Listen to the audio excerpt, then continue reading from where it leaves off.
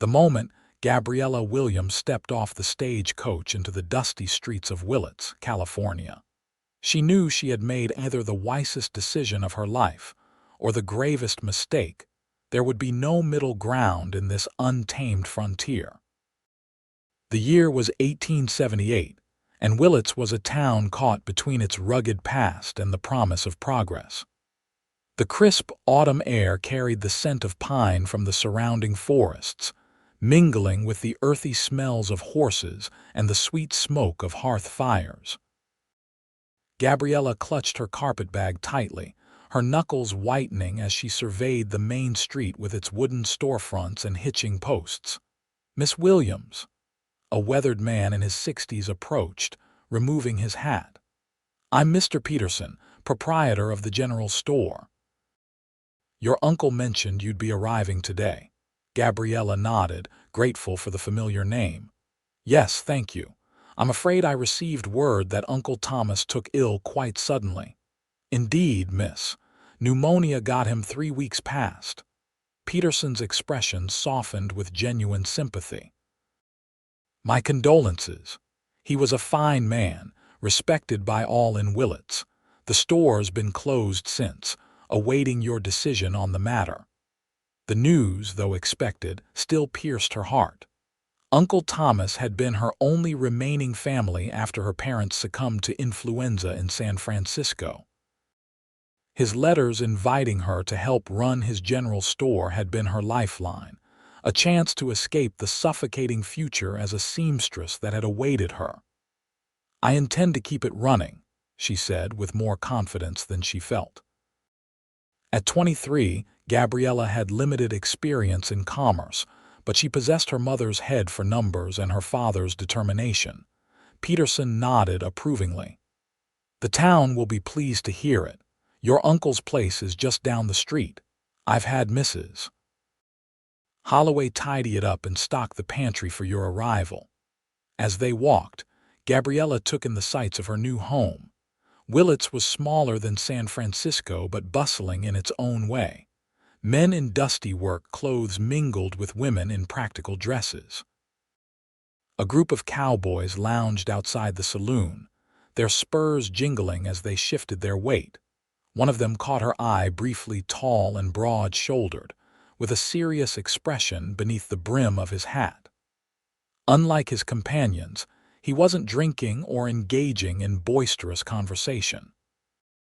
Instead, he appeared to be observing the town with the same careful attention she was giving it. Something about his stillness amidst the activity intrigued her, but she quickly looked away when he glanced in her direction. "There's Isaac Jenkins," Peterson said, noticing her attention. "Foreman at the Silverado Ranch outside town. Not one for much socializing, but as honest and hardworking a man as you'll find in these parts." Gabriella simply nodded, embarrassed to have been caught staring. "I'm eager to see the store. Will you show me the way?" The general store exceeded her expectations. Situated on a prime corner of Main Street, the 2-story building housed the store below and living quarters above. Inside, shelves lined the walls, stocked with everything from canned goods to fabric, tools to tobacco. A pot-bellied stove stood in the center, cold now but promising warmth in the coming winter months. "Your uncle kept meticulous records," Peterson explained, showing her the ledger. "Most folks in town have accounts they settle monthly. Ranchers come in on Saturdays, miners toward the end of each month." Gabriella ran her fingers across the smooth wood of the counter, trying to imagine her uncle standing behind it, serving the community. "I'll need to learn quickly. You strike me as a capable young woman, Miss Williams. And folks here will help you get your bearings." Peterson paused. "Though I should warn you, a woman running a business alone raises eyebrows even in a progressive town like Willits. You might face some resistance." She lifted her chin slightly. "I'm no stranger to resistance, Mr. Peterson." After he left, Gabriella explored her new home, the simple but comfortable living quarters above the store, complete with a small kitchen, bedroom, and sitting area. Her uncle's personal effects had been packed away, leaving the space feeling somewhat hollow, waiting for her to make it her own. That night, she wrote in her journal by lamplight, documenting her first impressions and her plans to reopen the store within days. Sleep came fitfully in the unfamiliar bed, her dreams filled with the faces of strangers and the echo of wagon wheels on dirt roads. Morning brought renewed determination. Gabriella rose early, washed and dressed in a practical blue dress with her hair pinned neatly, and began a thorough inventory of the store's goods. By midday, she had organized the shelves, dusted every surface, and written a list of items to order from suppliers in Sacramento. She was adjusting the position of flour sacks when the bell above the door jingled. Looking up, she was startled to see the cowboy from the previous day, Isaac Jenkins, ducking through the doorway. Up close, he was even more imposing, well over 6 feet tall with shoulders that filled the frame of his denim jacket. His face was tanned from the sun, with lines at the corners of his eyes that suggested he spent most of his time outdoors. Dark hair in need of a trim curled slightly at his collar. "Miss Williams," he said, removing his hat. "Heard you were reopening Thomas's place. The ranch needs supplies." His directness caught her off guard, but Gabriella appreciated the absence of small talk. "Of course, Mr. Jenkins. What does the Silverado require?" He handed her a list written in a surprisingly neat hand. 50 pounds of coffee, 20 of sugar, flour, salt pork, beans. The list continued with staples to feed a ranch crew. Gabriella reviewed it carefully. "I can have this ready by tomorrow afternoon. Will you be collecting it yourself? I'll send one of the hands with the wagon." He glanced around the store. Thomas kept candy sticks behind the counter for the children. The observation surprised her. "Did he? I haven't found them yet." Isaac moved toward the counter and pointed to a low drawer. "There, he'd give one to any child who came in with their parents." Gabriella opened the drawer to find several glass jars filled with colorful candy sticks. "I'll continue the tradition," she said, touched by this glimpse of her uncle's character. "Did you know him well?" "Well enough." Isaac's expression remained unreadable. He extended credit to the ranch when others wouldn't, never charged interest when payments came late after a bad season. "That sounds like the uncle I remember from my childhood," she said softly. "Kind to a fault, my father used to say." Something shifted in Isaac's expression, a brief softening around the eyes. "Willits lost a good man. I hope to honor his memory by serving the community as he did." Isaac nodded, returning his hat to his head. "Tomorrow, then, Miss Williams." After he left, Gabriella found herself pondering the encounter. There was something compelling about the taciturn cowboy, a depth beneath the stern exterior that piqued her curiosity.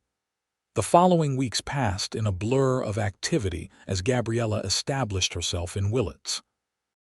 The store reopened to a cautiously welcoming community. Some of the older residents expressed doubts about a city girl taking over such an essential business, but her efficiency and fair dealings gradually won them over. Isaac Jenkins became a regular visitor, always on ranch business, always formal but respectful. She learned from town gossip that he had come to California from Texas after the war, working his way up from cowhand to foreman through sheer grit and skill. The Silverado's owner, an aging cattleman named Roland Hargrove, relied heavily on Isaac's judgment. By late November, Gabriella had found her rhythm. The store thrived under her management, and she had even expanded the inventory to include more items appealing to the women of Willits' finer fabrics, hairpins, and the latest patterns from San Francisco. She joined the church congregation and accepted dinner invitations from prominent families, slowly weaving herself into the community. Winter descended on Willits with a vengeance that year. December brought heavy snows that blanketed the surrounding mountains and occasionally reached the town itself. The store became a gathering place, the pot-bellied stove offering warmth to those conducting their business or simply seeking respite from the cold. On a particularly bitter evening, as Gabriella was preparing to close, Isaac arrived, snow dusting his shoulders and hat. His usual composure seemed strained, his expression tighter than normal. "Mr. Jenkins," she greeted him. "You're out late in this weather." "Hargrove's taken ill," he said without preamble. "Doctor thinks it's his heart. I need medical supplies." Gabriella immediately moved to gather what he required. "Is there anything else I can do?" "No." He hesitated, then added, "Yes. The ranch hands need to be paid tomorrow. Hargrove keeps the cash in his safe, but in his condition. You need someone to handle the transactions," she deduced. "I could come to the ranch if that would help." Surprise flashed across his features. "It's a difficult ride in this weather." "I'm more capable than I appear, Mr. Jenkins." She offered a small smile. "And I understand the importance of paying workers on time." After a moment's consideration, he nodded. "I'll come for you at first light." The following morning, wrapped in her warmest clothes and a heavy woolen cloak, Gabriella waited outside the store. The sun had barely crested the eastern mountains when Isaac appeared with 2 horses, his own sturdy roan and a gentle-looking mare. "Can you ride, Miss Williams?" he asked, eyeing her doubtfully. "My father insisted I learn as a girl," she assured him, though in truth it had been years since she'd been on horseback. The journey to the Silverado Ranch took nearly 2 hours, following a snow-covered trail that wound through pine forests and open meadows. Gabriella's thighs ached from the unaccustomed exercise, but she kept pace without complaint, determined to prove her resilience. The ranch sprawled across a valley protected by mountains on 3 sides. The main house, a substantial 2-story structure of timber and stone, overlooked a collection of outbuildings, corrals, and bunkhouses. Cattle huddled in sheltered areas, their breath creating clouds in the frigid air. "It's beautiful," Gabriella said as they approached. "Hargrove built it from nothing," Isaac replied, a note of respect in his voice. 20 years of hard work." Inside the main house, they found Roland Hargrove propped up in bed, his face ashen but his mind clear. The elderly rancher eyed Gabriella with surprise. "Thomas Williams' niece," Isaac explained. "She's here to help with the payroll." "Well now," Hargrove wheezed, "that's mighty kind of you, miss. The books are in my study." Isaac knows the combination to the safe. With Hargrove's ledger and the cash from his safe, Gabriella set up at the dining room table. Throughout the day, ranch hands arrived in groups of 2 or 3 to receive their wages. She recorded each payment carefully, matching the amounts to the work hours in Hargrove's meticulous records. Isaac remained nearby, introducing each worker and occasionally clarifying details about extra duties or advances. Gabriella noticed how the men respected him not with fear, but with genuine regard. His quiet authority seemed earned rather than demanded. By late afternoon, the task was complete. "Everything balances perfectly," Gabriella told Hargrove, who had insisted on reviewing the records despite his condition. "You have your uncle's head for numbers," the old rancher commented. "He was always straight as an arrow with his accounts." The compliment warmed her more than she expected. "Thank you, Mr. Hargrove. Too late to head back to town now," Hargrove declared, looking out at the darkening sky. "You'll stay the night, Miss Williams. Maria will make up the guest room." Gabriella hesitated, aware of how such an arrangement might appear to others. "I wouldn't want to impose. Nonsense. I won't have Thomas's niece risking her neck on mountain trails after dark." His tone brooked no argument. That evening, she dined with Hargrove and Isaac in the ranch house. The housekeeper, Maria, served a hearty meal of beef stew and fresh bread. The conversation flowed more easily than Gabriella anticipated, with Hargrove sharing stories of the early days of Willits and the challenges of establishing the Silverado. "Isaac here saved this ranch," Hargrove said at one point. "5 years ago, rustlers hit us hard, same time as drought had weakened the herd. Banks wanted to foreclose. Isaac worked day and night, tracked down the stolen cattle, brought most back alive. Isaac looked uncomfortable with the praise. Just doing my job. Man rode 3 days straight with barely any sleep or food," Hargrove continued, ignoring Isaac's modesty. "Found the rustlers' camp, waited till dark, then stampeded our cattle right back out from under their noses. Didn't fire a single shot." Gabriella studied Isaac with newfound appreciation. "That shows remarkable restraint and intelligence, Mr. Jenkins." A touch of color appeared on Isaac's tanned cheeks. "Violence usually creates more problems than it solves." Later, as Maria showed her to the guest room, the housekeeper spoke quietly. "Mr. Isaac, he is a good man. Not like other cowboys. He reads books, writes letters to his sister back east, never causes trouble." "He seems very dedicated to the ranch," Gabriella replied diplomatically. Maria nodded. "To Mr. Hargrove, too. The old man has no children, you know, treats Isaac like a son." This piece of information added another layer to her understanding of the taciturn foreman. In her room, preparing for bed, Gabriella found herself reflecting on the day's revelations. Isaac Jenkins was proving to be more complex than she had initially assumed. Morning arrived with clearing skies and milder temperatures. After breakfast, during which Hargrove appeared stronger, Isaac prepared to escort Gabriella back to town. "You're welcome at the Silverado anytime, Miss Williams," Hargrove told her as she took her leave. "It does an old man good to have fresh company." The return journey passed more comfortably than the outbound trip.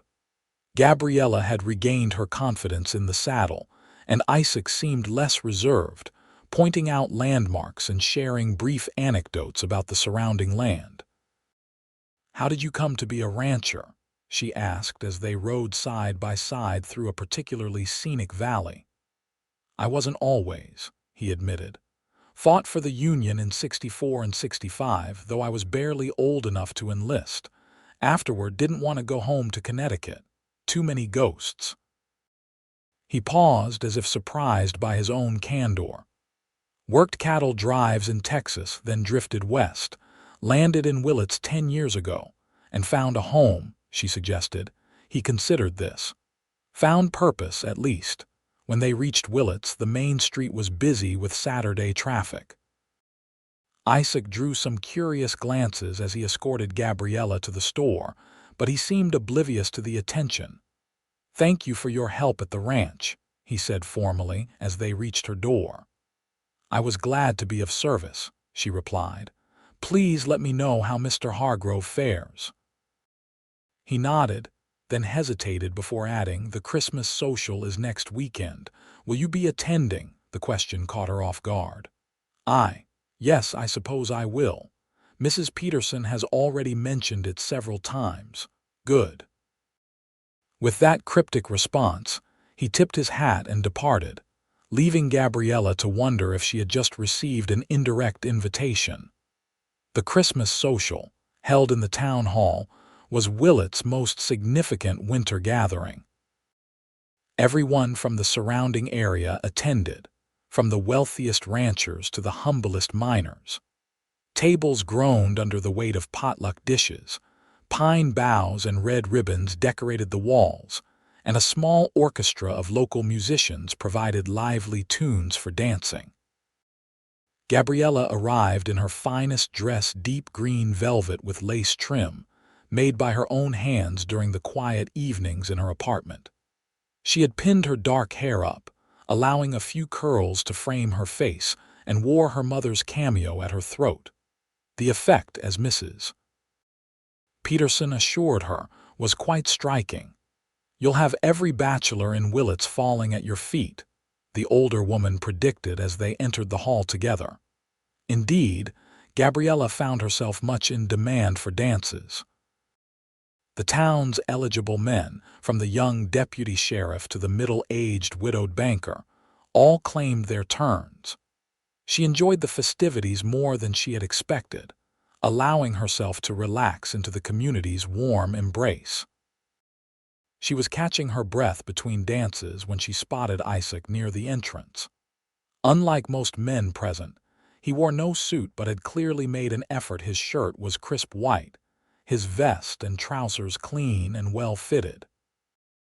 He stood somewhat apart from the crowd, watching the proceedings with his usual reserve. Impulsively, Gabriella made her way toward him. "Good evening, Mr. Jenkins. I didn't see you arrive." "Just got here," he said, his eyes taking in her appearance with subtle appreciation. "You look very nice, Miss Williams." "Thank you." She smiled at the understated compliment. "Have you heard from Mr. Hargrove? How is he faring?" "Better. Doctor says he needs rest through the winter, but his heart is stronger than expected." Their conversation was interrupted by the orchestra striking up a waltz. Couples began to form on the dance floor. "Would you care to dance, Miss Williams?" Isaac asked, the formal request at odds with the uncertainty in his expression. Surprised and pleased, Gabriella nodded. "I would, Mr. Jenkins." His hand at her waist was tentative at first, as if he feared she might break under his touch. But as they moved into the flow of the dance, his natural grace became evident. For a man who spent his days on horseback, he navigated the dance floor with unexpected finesse. "You dance well," she observed. "My mother insisted I learn. Said no son of hers would stomp around a dance floor like a bear with a thorn in its paw." The image made her laugh, and he responded with a smile that transformed his face, softening the hard angles and bringing a light to his eyes she hadn't seen before. They danced twice more that evening, drawing curious glances from the townspeople.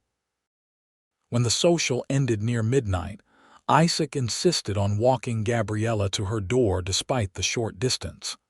"I've enjoyed this evening," she told him as they reached the store. "As have I." He hesitated, then added, "Perhaps I could call on you properly sometime." The formal request, so characteristic of him, touched her. "I would like that, Mr. Jenkins." "Isaac," he corrected softly. "My friends call me Isaac." "Then good night, Isaac. I'm Gabriella to my friends." His smile returned, smaller but no less genuine. "Good night, Gabriella." She watched him walk away, his tall figure gradually disappearing into the night, and felt a flutter of anticipation for what might develop between them. The new year brought heavy rains to Willits, turning the streets to mud and keeping many residents close to home. The general store remained busy, however, as people stocked up on supplies during breaks in the weather. Isaac visited more frequently than ranch business strictly required, sometimes bringing small gifts, a book of poetry he thought she might enjoy, a particularly fine apple from the Silverado's small orchard, wildflowers he'd gathered on his ride to town. Each visit revealed more of the man behind the stoic exterior.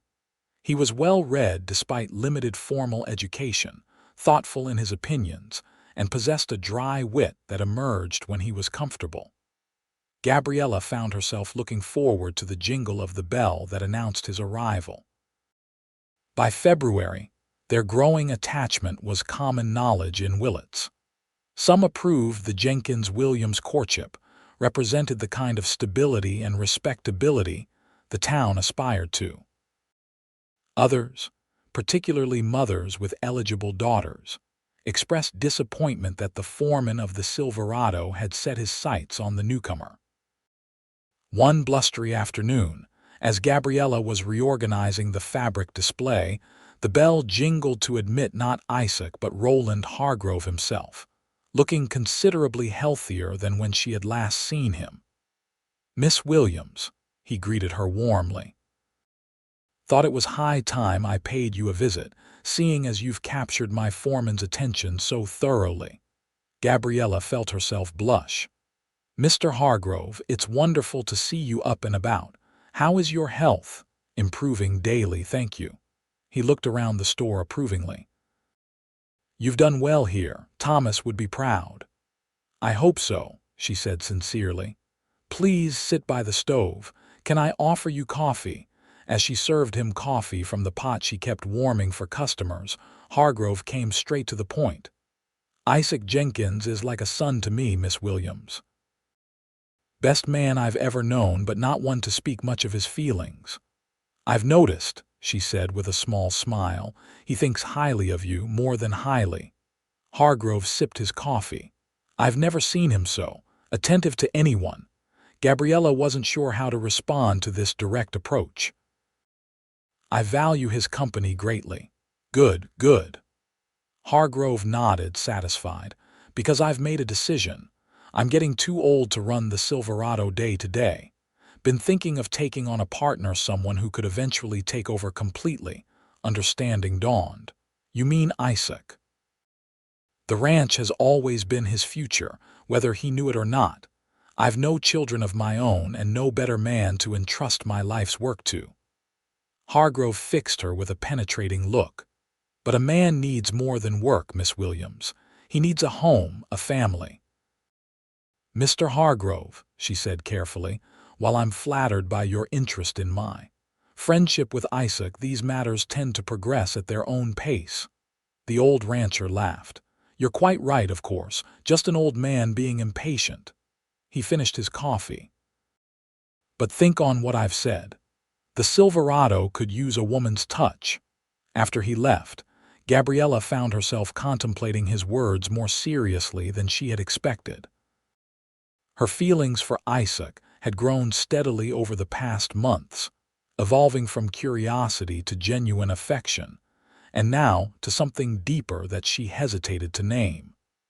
But was she prepared for the life Hargrove hinted at, not just as a wife, but as part of the Silverado's legacy?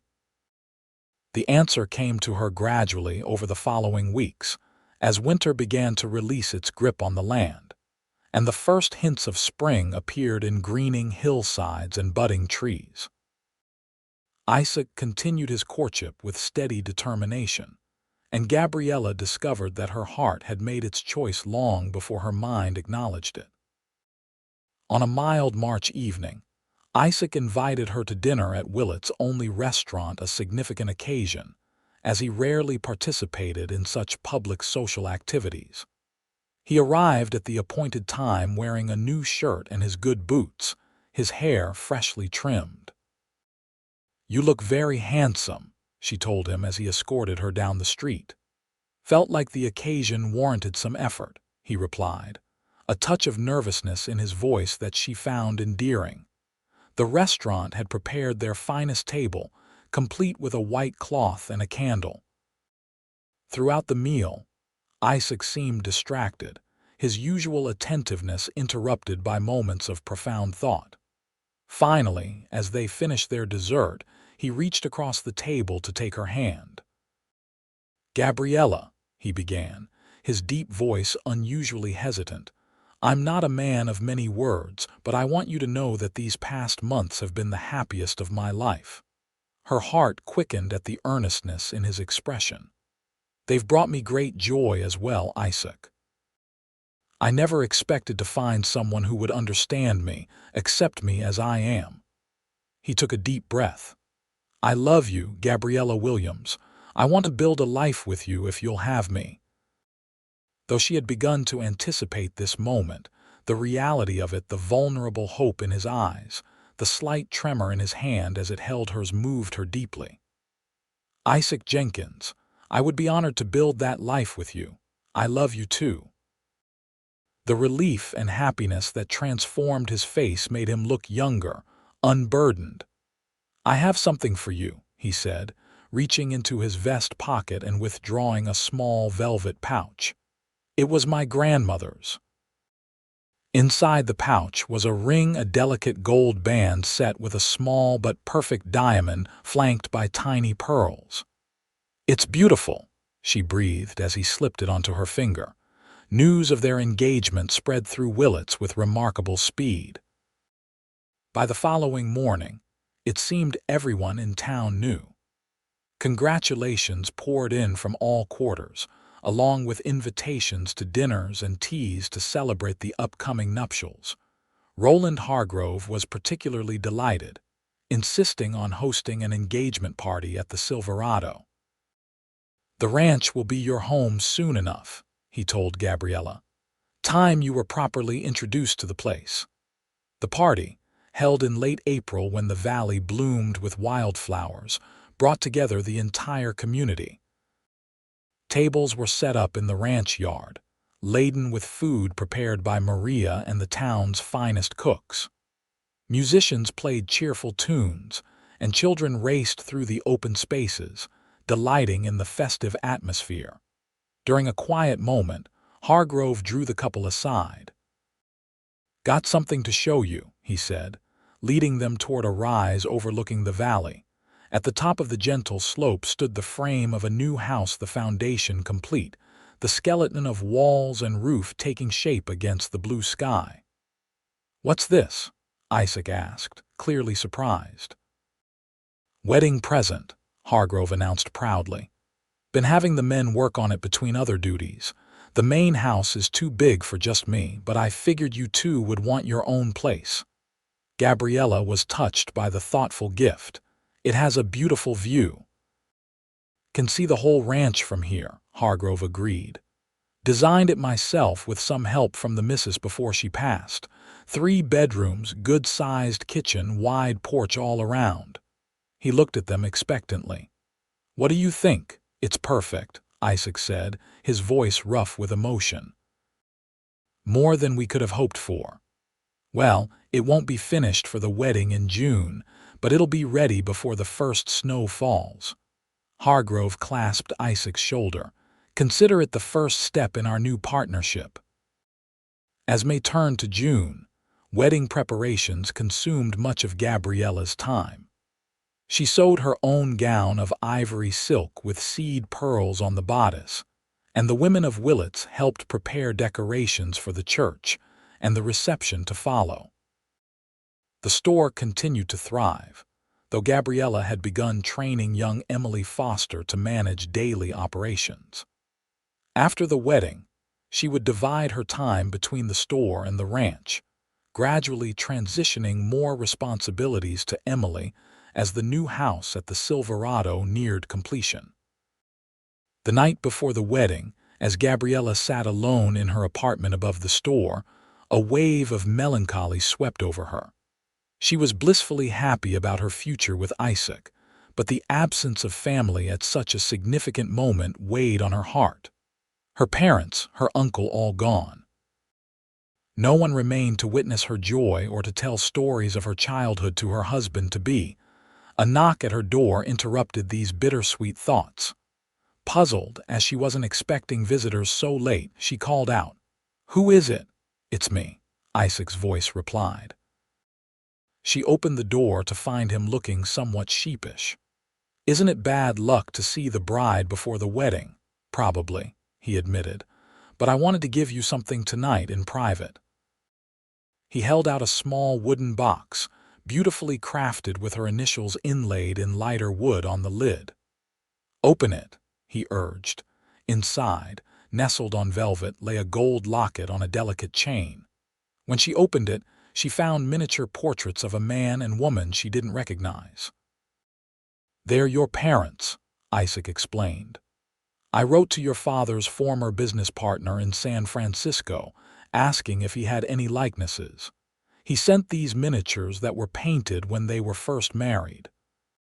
Tears welled in Gabriella's eyes as she stared at the tiny, perfect faces of her mother and father, preserved in their youth and happiness. "How did you know?" she whispered. "You mentioned once how much you wished they could be here for our wedding." He touched her cheek gently. "I thought this way they could be with you tomorrow."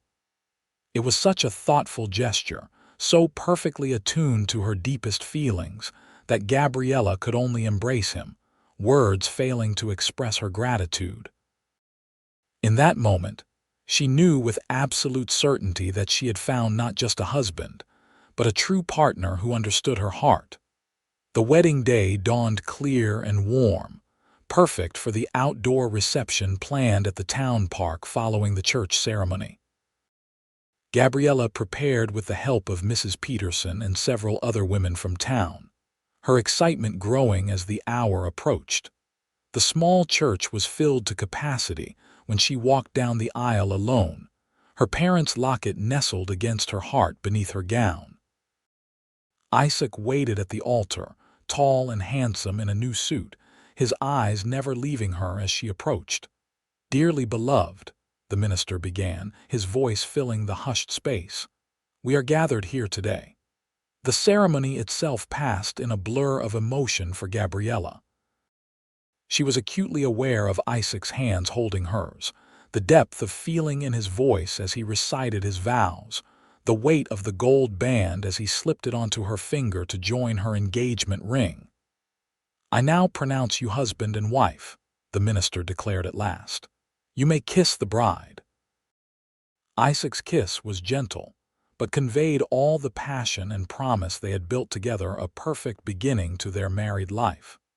The reception lasted well into the evening, with dancing under lanterns strung from the park's trees, and a feast that showcased the best of Willits' home cooking. As dusk fell, the newlyweds slipped away to begin the journey to San Francisco, where they would spend a week's honeymoon before returning to start their life together at the Silverado. Summer passed in a blur of happiness for the newly married couple. They lived temporarily in a comfortable suite of rooms in the main ranch house, while their new home took shape on the hillside.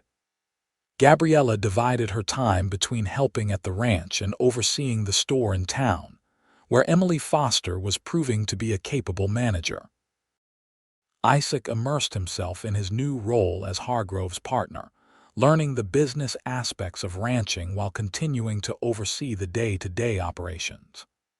The transition was smooth, built on years of mutual respect and shared vision for the Silverado's future. By September, their new house was nearly complete. Gabriella took great pleasure in selecting furnishings and decorations, creating a home that reflected both her tastes and Isaac's practical nature. The spacious kitchen became her particular pride, with a modern cookstove and ample workspace for preparing meals and preserving the bounty from the garden she had started. "Never thought I'd see the day when the Silverado had curtains at the windows and flowers on the table," Hargrove commented good-naturedly as he toured the nearly finished house. "A home needs a woman's touch," Isaac replied, his arm around Gabriella's waist. "You said so yourself." In early October, they moved into their new home with a small celebration attended by the ranch hands and close friends from town. The house, solid and welcoming, represented everything they had built together, a perfect blend of practicality and comfort, with room for the family they hoped to create. Life settled into a pleasant rhythm as autumn deepened. Gabriella found unexpected joy in ranch life, from the simple pleasures of gathering eggs from their chickens to the excitement of the fall roundup. Isaac, always reserved with others, showed a different side, with his wife tender, occasionally playful, deeply attentive to her happiness. Their first real challenge came with the arrival of winter. November brought early snow, heavier than usual, isolating the ranch for days at a time. The cattle needed extra care, requiring Isaac and the hands to work long hours in harsh conditions to ensure their survival. One particularly brutal afternoon, with the wind driving snow horizontally across the valley, Isaac returned from checking the far pastures chilled to the bone. Gabriella helped him out of his frozen coat and boots, concern evident in her expression. "You're like ice," she scolded gently, leading him to the kitchen where the stove radiated welcome heat. "Sit before you fall." He obeyed, too exhausted to argue.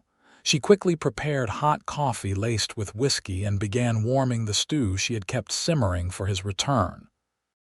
"3 calves lost in the north section," he reported grimly as the warmth began to penetrate his frozen limbs. "Couldn't get to them in time." "You can't save them all," she reminded him, setting a steaming bowl before him. "Eat now. You need your strength." As she turned back to the stove to serve herself, a sudden draft caused the flames to leap. Her full skirt swung too close to the open door, and in a horrifying instant, the fabric caught fire. The first lick of flame against her leg made Gabriella cry out in alarm. She whirled around, which only fanned the flames higher along her skirt. Isaac reacted with astonishing speed. He leaped from his chair, grabbed the heavy woolen blanket they kept near the stove, and in one fluid movement wrapped it around her lower body, smothering the flames before they could spread further. "Hold still," he commanded, his voice steady despite the fear in his eyes. He pressed the blanket firmly against her, ensuring every ember was extinguished. When he was certain the fire was completely out, he carefully unwrapped the blanket to assess the damage. The outer layer of Gabriella's skirt was charred, but the multiple petticoats beneath had protected her from serious injury. Only a small area on her calf showed an angry red burn. "Thank God," he breathed, relief evident in every line of his face. "It could have been so much worse." Gabriella, shaken by the speed with which disaster had nearly claimed her, found herself trembling uncontrollably. I wasn't thinking. Turned too quickly." Isaac gathered her into his arms, holding her tightly against his chest. "You're safe now, I've got you." She clung to him, drawing comfort from his solid presence, the steady beat of his heart under her ear gradually calming her own racing pulse. "If you hadn't been here, but I was." He stroked her hair gently. "And I always will be." He led her to a chair and knelt before her to examine the burn on her leg. "It's not too deep, but we should treat it right away." With tender care, he cleaned the wound and applied the salve they kept for minor injuries, then wrapped it in a clean bandage. That night, as they lay together in their bed listening to the howl of the wind outside, Gabriella reflected on how quickly life could change, how a moment's inattention might have robbed them of their future together. She curled closer to Isaac, thankful for his quick thinking and the security of his embrace. "What are you thinking?" he asked softly, his fingers tracing lazy patterns on her shoulder. "About how fortunate I am," she replied. "Not just today with the fire, but every day since I came to Willits. Finding you, building this life together, it feels like more happiness than one person deserves." He kissed her forehead gently. "I'm the fortunate one, Gabriella. Before you I had work, purpose, but not joy. You brought that to my life." The intimacy of the moment, heightened by their shared brush with danger, led naturally to deeper expressions of their love. In the warmth of their bed, while winter raged outside, they reaffirmed their connection in the most fundamental way, each touch and whispered endearment a celebration of life and the future they would create together. By Christmas, Gabriella suspected she was carrying their first child. She kept the suspicion to herself at first, wanting to be certain before sharing such important news. But as the new year of 1879 arrived and her symptoms persisted, she could no longer doubt the truth. She chose a quiet evening when they were alone by the fire to tell Isaac. "I have a gift for you," she said, taking his hand and placing it gently over her still flat stomach. "One that won't arrive until late summer." His expression transformed from confusion to wonder as he understood her meaning. "A baby, you're certain?" she nodded, smiling at his amazement. "Doctor Wilson confirmed it yesterday. We're going to be parents, Isaac." The joy that illuminated his face was unlike anything she had seen before. He gathered her into his arms with exquisite gentleness, as if she had suddenly become fragile treasure. "A child," he whispered against her hair. "Our child." The news delighted everyone at the Silverado. Roland Hargrove, now officially Uncle Roland to the coming baby, immediately began planning renovations to the nursery. Maria knitted tiny blankets and bonnets. Even the ranch hands showed their excitement in small, practical ways, constructing a rocking chair for the front porch, carving wooden toys during the quiet winter evenings. In Willits, the announcement was met with similar enthusiasm. The town had fully embraced Gabriella as one of their own, and the prospect of a new generation at the Silverado seemed a fitting continuation of the community's story. As winter gave way to spring, Gabriella's body changed with the season. Her dresses needed letting out, and a gentle roundness appeared where her waist had been. Isaac watched these changes with fascination and tender concern, insisting she rest more frequently and take on fewer responsibilities. "I'm with child, not made of glass," she reminded him when his protectiveness became excessive. "Women have been having babies since the beginning of time." "Not my wife, not my child," he countered, his expression serious. "Indulge me, Gabriella." She did, understanding that his concern stemmed from love and the memory of how quickly happiness could be threatened. The incident with the stove had affected him deeply, making him acutely aware of life's fragility. Spring brought new calves to the Silverado and increased activity as the ranch prepared for summer operations. Isaac worked tirelessly, determined to ensure the ranch's prosperity for his growing family. Gabriella continued to oversee the general store, though she had reduced her hours as her pregnancy progressed, trusting Emily Foster with more responsibility. Their home on the hillside became a haven of contentment. Gabriella planted a larger garden, envisioning fresh vegetables and fruits for their table and eventually for their child's nourishment. Isaac built a small nursery adjacent to their bedroom, carefully crafting a cradle from pine with his own hands. By June, as Gabriella entered her 6th month of pregnancy, Willits experienced an unexpected heat wave. Temperatures soared, turning the valley into a shimmering mirage of heat. Crops withered, streams ran low, and everyone sought what relief they could find. At the ranch house, Gabriella found the kitchen particularly unbearable during midday hours. Despite Maria's insistence that she rest during the hottest part of the day, she felt restless, uncomfortable in her expanding body and the oppressive heat. One afternoon, while Isaac was out with the hands moving cattle to higher, cooler pastures, Gabriella decided to bake bread before the worst heat of the day set in. The kitchen stove, necessary for her task, added to the room's already stifling temperature. She had just removed a loaf from the oven when a wave of dizziness swept over her. The room seemed to tilt alarmingly, and she reached for the counter to steady herself.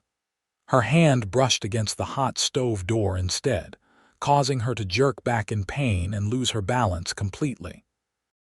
As she fell, her first instinct was to protect her swollen belly. She twisted to land on her side rather than her front, striking her shoulder hard against the wooden floor. For a moment, she lay stunned, the pain in her burned hand competing with the throbbing in her shoulder and the persistent dizziness. "Mrs. Jenkins," Maria's alarmed voice penetrated the fog. The housekeeper had entered the kitchen just in time to witness Gabriella's fall. "Don't move, Senora." "Let me help you." With Maria's assistance, Gabriella managed to sit up, then stand shakily. "The baby," she gasped, sudden fear gripping her heart. "Is the baby all right?" "Let's get you to bed. Then I'll fetch the doctor," Maria said firmly, supporting Gabriella as they made their way slowly to the bedroom, Dr. Wilson arrived within the hour, summoned by one of the ranch hands who happened to be nearby. After a thorough examination, he offered cautious reassurance. "The baby's heartbeat is strong, and I feel movement, which is a good sign," he told Gabriella, who lay pale against the pillows. "But that was a nasty fall, Mrs. Jenkins. I want you on complete bed rest until your husband returns and limited activity after that. No more working in that hot kitchen." Maria, hovering anxiously nearby, nodded emphatically. "I told her the same, doctor. Too hot for a woman in her condition." "The burn on your hand is minor," Dr. Wilson continued, applying salve to the reddened area. "Keep it clean and it should heal quickly. Your shoulder will be bruised but doesn't appear dislocated. The main concern now is preventing early labor." After the doctor left, Maria brought cool cloths for Gabriella's forehead and ensured she drank plenty of water. "Mr. Isaac will be back by sundown," she said soothingly. "Try to rest until then." But rest eluded Gabriella as she lay in the quiet bedroom, her hands protectively cradling her belly. The baby moved occasionally, little flutters and kicks that normally brought her joy but now served as anxious reassurance that all was well within her womb. The sun was just beginning to set when she heard the thunder of hoofbeats approaching at speed, then Isaac's voice calling her name as he entered the house. Maria must have sent word to the pastures about her fall. He burst into the bedroom, still in his dusty work clothes, his face a mask of fear. "Gabriella, are you all right? The baby, we're both fine," she assured him quickly, reaching out her uninjured hand to him. "Dr. Wilson was here. The baby's heartbeat is strong and I've felt movement since the fall." Isaac sank onto the edge of the bed, taking her hand in both of his. His relief was palpable, but concern still shadowed his expression as he noticed the bandage on her other hand. "What happened? Maria's message only said you'd fallen." Gabriella explained about the dizziness in the hot kitchen, the accidental contact with the stove, and her instinctive attempt to protect their child as she fell. "It was foolish of me to be baking in this heat," she admitted. "Dr. Wilson has ordered bed rest for now and limited activity afterward." "You'll follow those orders to the letter," Isaac said firmly, his thumb gently stroking the back of her hand. "I'll have one of the men ride to Sacramento tomorrow to hire additional help for the house. You won't need to lift a finger until after the baby comes." She started to protest, but saw the fear still lingering in his eyes, fear of losing her, of losing their child, and relented. "All right, but only until Dr. Wilson says I'm fully recovered. I won't become an invalid, Isaac." He smiled at her stubbornness, some of the tension leaving his shoulders. "Agreed. Now I'll have Maria bring you some supper and I'll wash up." He kissed her forehead tenderly. "Don't scare me like that again, Gabriella. My heart can't take it." True to his word, Isaac arranged for additional help at the house. A young widow from Willits, Mrs. Abernathy, came to stay at the ranch, taking over most of the cooking and cleaning duties while Maria focused on caring for Gabriella. The enforced rest was difficult for Gabriella, accustomed as she was to constant activity. But she found ways to occupy herself reading, writing letters to friends in San Francisco, sewing tiny garments for the baby. Isaac spent every free moment with her, often reading aloud from her favorite books or simply sitting beside her, discussing plans for the ranch and their future.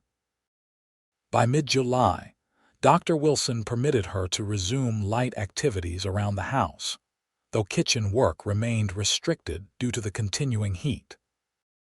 The baby grew steadily, making its presence known with increasingly vigorous movements that Isaac marveled at whenever he placed his hand on her rounded belly.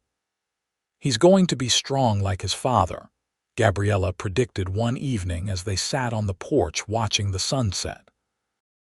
"Or she might be determined like her mother," Isaac countered with a smile. Either way, this child will be loved beyond measure. As August approached, bringing with it the promise of their child's arrival, the heat finally broke. Cooler breezes swept down from the mountains, bringing relief to the parched land and its inhabitants. Gabriella, now in her final month of pregnancy, welcomed the change in weather with profound gratitude. "I don't think I could have endured another week of that heat," she confessed to Isaac as they walked slowly around the garden in the cool of the evening, a nightly ritual she had insisted upon to maintain her strength for the coming labor. "You're stronger than you know," he replied, his arm supporting her as they navigated the garden path. "You faced every challenge with courage." She smiled up at him, appreciating his unwavering faith in her. "We both have, and soon we'll face the greatest challenge and joy of all." The baby arrived on August 20, 1879, after a labor that tested Gabriella's endurance to its limits. For 18 hours, she fought through waves of pain, drawing strength from Isaac's presence and the skilled assistance of Dr. Wilson and a midwife from Willits. Throughout the ordeal, Isaac never left her side, holding her hand, wiping her brow, murmuring encouragement when her strength faltered. His own fear remained carefully hidden behind a mask of calm support, though occasionally Gabriella caught glimpses of it in his eyes when a particularly strong contraction racked her body. Just as dawn was breaking, illuminating the bedroom with golden light, their son entered the world with a robust cry that immediately set his parents' hearts at ease. "Doctor." Wilson placed the squalling infant on Gabriella's chest, where he gradually quieted, blinking up at his mother with unfocused dark eyes. "He's perfect," Isaac whispered, his voice rough with emotion as he touched his son's tiny hand for the first time. "Absolutely perfect." They named him Thomas Roland Jenkins, honoring both Gabriella's uncle and the man who had become like a father to Isaac. Young Thomas had his mother's dark hair and his father's strong features, a perfect blend of his parents that delighted everyone at the Silverado. Roland Hargrove, upon meeting his namesake, declared him the finest addition to the ranch in its history, and immediately began making plans for the boy's future. "He'll need to learn every aspect of ranching," the old man insisted. "And proper schooling too, of course." "He's not even a week old, Uncle Roland," Gabriella laughed, watching the elderly rancher cradle the infant with surprising gentleness. "Perhaps we should let him learn to walk first." The first months of Thomas's life brought profound changes to the Jenkins household. Nights were fragmented by his hungry cries, days restructured around his needs and schedule. Yet despite the exhaustion and adjustment, Isaac and Gabriella found themselves deeper in love with their son and with each other than they had imagined possible. Isaac proved to be a devoted father, eager to participate in every aspect of his son's care despite the demands of the ranch. He would often return from work and immediately seek out his family, his face lighting up at the sight of his son's toothless grin. "I never knew such a small person could bring such enormous joy," he confessed to Gabriella one evening as they watched Thomas sleep in his cradle, "or such fear." She understood immediately what he meant. The depth of their love for their child had opened them to a new vulnerability, a fierce protectiveness and awareness of all the potential dangers the world held for this precious life they had created. "We can't shield him from everything," she said softly. "But we can give him roots deep enough to weather any storm." Isaac nodded, drawing her close, "and wings strong enough to fly when the time comes." As autumn painted the Silverado in golds and crimsons, life settled into a new normal for the Jenkins family. Gabriella gradually resumed her involvement with the general store, occasionally bringing Thomas with her on visits to town, where he charmed everyone with his sunny disposition. The store continued to thrive under Emily Foster's day-to-day management, allowing Gabriella to focus primarily on her roles as mother and ranch wife. The arrangement suited her perfectly, providing balance between her business interests and family responsibilities. Winter arrived with gentler weather than the previous year, bringing festive preparations for Thomas's first Christmas. The house on the hillside glowed with warmth and light, decorated with pine boughs and red ribbons, the air fragrant with the scents of gingerbread and cider. On Christmas Eve, as snowflakes drifted lazily past the windows, the entire Silverado family gathered in the main house for a celebration. Ranch hands received gifts and bonuses. Maria and Mrs.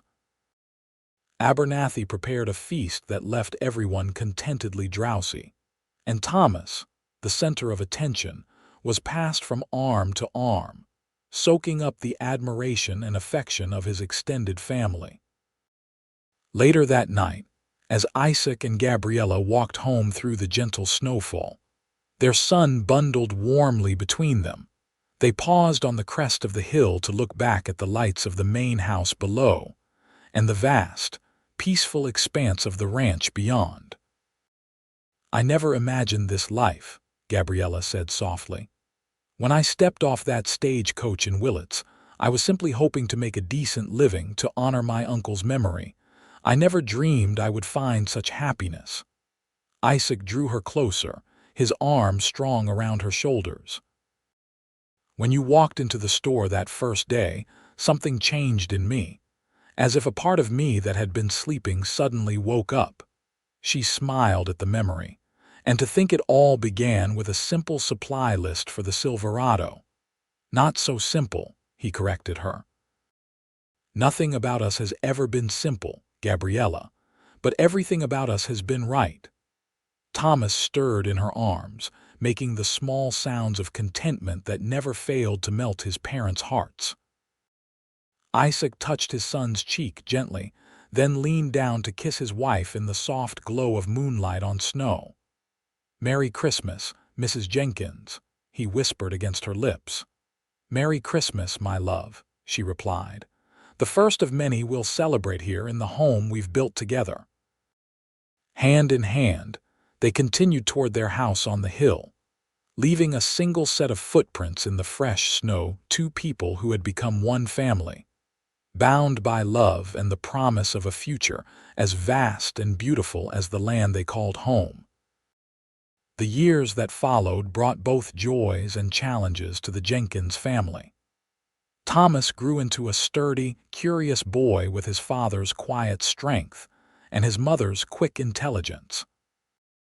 When he was 3, a sister joined the family, Rebecca Grace, with golden curls and a determined spirit that kept her parents constantly on their toes.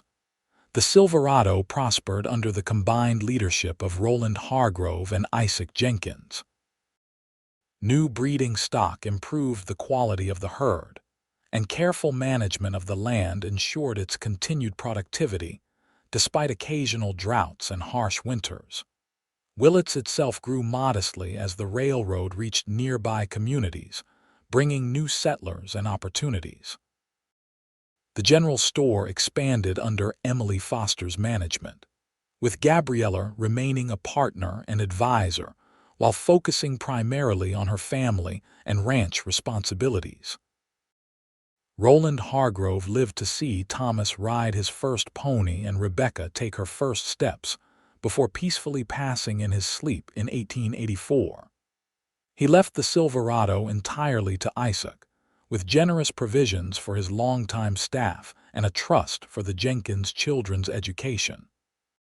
"He gave me a home when I was just a drifter with nothing but the clothes on my back and a willingness to work," Isaac said at the funeral, his voice thick with emotion. "Everything I have, everything I am, I owe to his faith in me." The transition of full ownership brought new challenges and opportunities.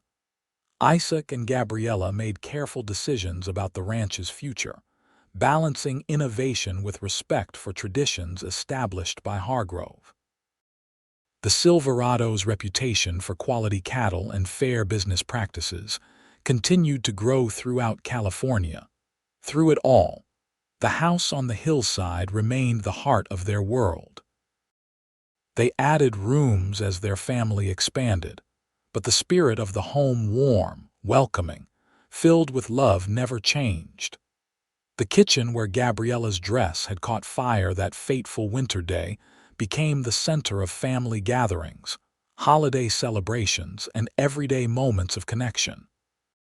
Occasionally, when the children were asleep and the house quiet in the late evening hours, Isaac and Gabriella would sit together on the porch, watching the stars wheel overhead, and marvel at the journey that had brought them together. "Do you ever think about how different our lives might have been?" she asked one such evening as they approached their 10th wedding anniversary. "If my uncle hadn't left me the store, if you hadn't come in that day." Isaac considered this, his arm around her shoulders in the familiar gesture that still brought her comfort after all their years together. "I believe we would have found each other somehow," he said finally. "Some things are meant to be, Gabriella." She smiled at his uncharacteristic romanticism. "The hard-headed rancher believes in fate. I believe in us," he replied simply. Everything else followed from that. As they entered their second decade together, with Thomas beginning his formal education and Rebecca following closely behind, Isaac and Gabriella Jenkins had built more than a successful ranch and a beautiful family. They had created a legacy of love that would endure long after them, a testament to the power of two people finding each other against the odds and building a life defined not by circumstance, but by choice, commitment, and an enduring belief in possibilities. And sometimes, in quiet moments when memory stirred, Gabriella would recall the terror and pain of that long-ago day when her dress caught fire at the stove, and the profound safety she had felt in Isaac's arms afterward. It seemed fitting that their love story had been forged in fire, tempered by challenges, and emerged stronger for having faced them together. In the end, it wasn't the grand moments that defined their happiness, not the wedding day or the birth of their children, or the acquisition of the ranch. It was the thousand small gestures of love exchanged daily.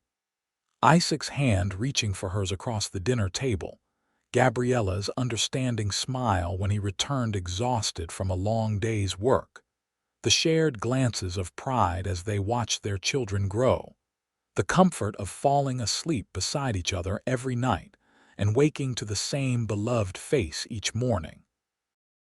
This was the true legacy of the Silverado, not the land or the cattle, or the prosperity they had built, but the love that had transformed two solitary souls into a family, creating ripples of connection that would extend far beyond their own lifetimes. And in this, they had found a happiness more profound and enduring than either had dared to dream on that long-ago day when a city girl stepped off a stagecoach and into her destiny.